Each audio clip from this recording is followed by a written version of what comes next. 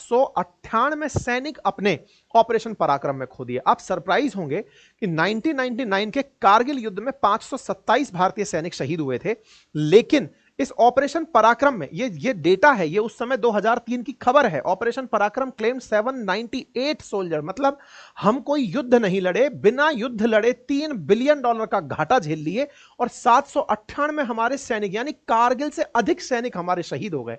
इस तरह की वीरता जो हमने बिना युद्ध लड़े ही दिखा दी। अब आप इसका क्या सेंस निकालेंगे? ये वीरता सरकाजम है या हमारे ऊपर एक मजाक है? ये सोचने वाली बात है। मतलब ये समझने की बात है कि हमने अपने ही साहशक्ति प्रदर्शन में अपने लोगों को नुकसान पहुंचा दिया, अपने धन को नुकसान पहुंचा दिया। इस ऑपरेशन पराक्रम की वजह से भारतीय सेना का भी अंदर से मनोबल टूटा। कई अधिकारी जब रिटायर हुए तो उन्होंने रिटायरमेंट के बाद अपने जो संस्मरण लिखते हैं उसमें उन्होंने ये कहा कि यह तरीका बिल्कुल सही नहीं था। हम लोग अगर इस तरीके से करके उनको डराने का प्रयास कर रहे थे तो कोई आवश्यक भी नहीं था।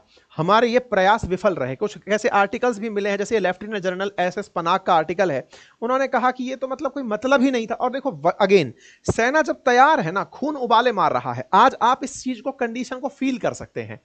हमारे देश के पर्यटक, हमारे देश के भाई बहन अगर मारे गए तो मारने के बाद हमारा पहला प्रश्न यही है ना कि जवाब कब मांगेंगे।